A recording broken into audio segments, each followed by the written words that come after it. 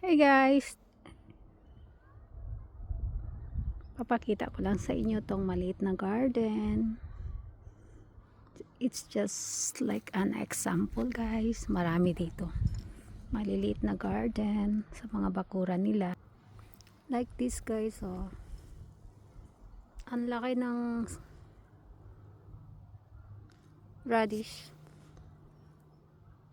Mahilig silang magtanim guys, pero hindi nila hina-harvest. Pinapalaya lang nila guys. Like this one, ang laki. Sayang ano guys. Sa bagay fertilizers naman to guys. Kailang sayang kasi sa Pilipinas ang mahal ng mga gulay. Dito pinapalaya lang nila. Tapos sinusunog. Ayan. Ayan guys, ang lalaki ng mga radish.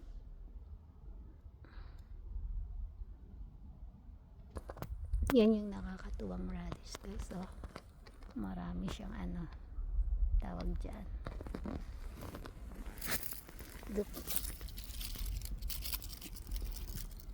Ang laki niya guys.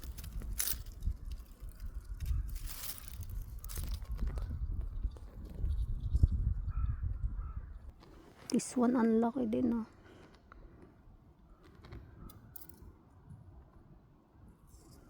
Ayan guys, so pinuputol-putol tsaka pinapalaya then susunugin nila yan. Sayang ano guys, sa atin ang maliit, basta ang liliit, dito ang lalaki. Di na nilang kayang kainin guys. Ayan guys, so pinuputol-putol na lang. Oh guys,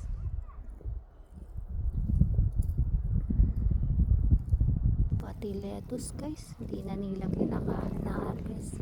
Ang daming naglalaya ang mga cabbages. Ayan guys, Chinese cabbage. Wala lang, nasa lupa lang. Sayang sa atin ang mahal nito eh.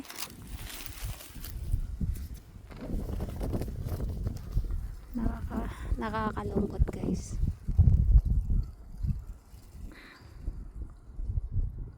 Ang may-ari nito guys, mga matatanda, mag-asawa, hindi na nila kayang, pero mahilig silang magtanim guys kasi exercise nila, katuwaan nila yun lang ang nila,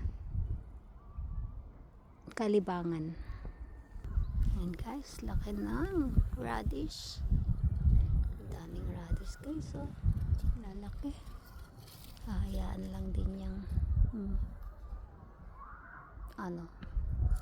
palalayain at susunugin. Ito naman guys, mga pechay. Ayan, laya-laya na rin.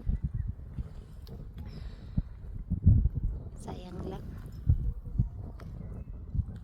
Sarap kaya ng pechay sa igisa mo sa beef or baboy or shrimps. Ayun, tinatakpan pa nila pero hindi naman asin. Yan, cabbage yan guys. Spinach. Naglalaya-laya lang. Ayan guys, mga pechay. Sayang lang. Ay ako nanghihinayang guys. Pwede ka naman manghingi dito guys, pero pag walang tao pwede ka na rin kumuha. Sarap to guys, ang pechay. Ayan guys, spring onions. Naglalayaan na rin. Sayang guys, no? Ayan guys, pechay. Lalaya na yung pechay. Malalaking pechay ito guys, oh. Malalaki yung pechay. Sarap. Yan mga fertilizers. Siguro pinapalaya tapos ginagawang fertilizers lang. Pero sayang. Ang dami.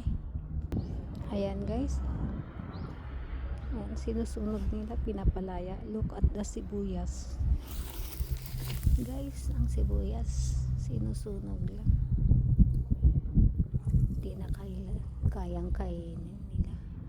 Hindi man nila binibenta. Katuwaan lang nila guys, libangan.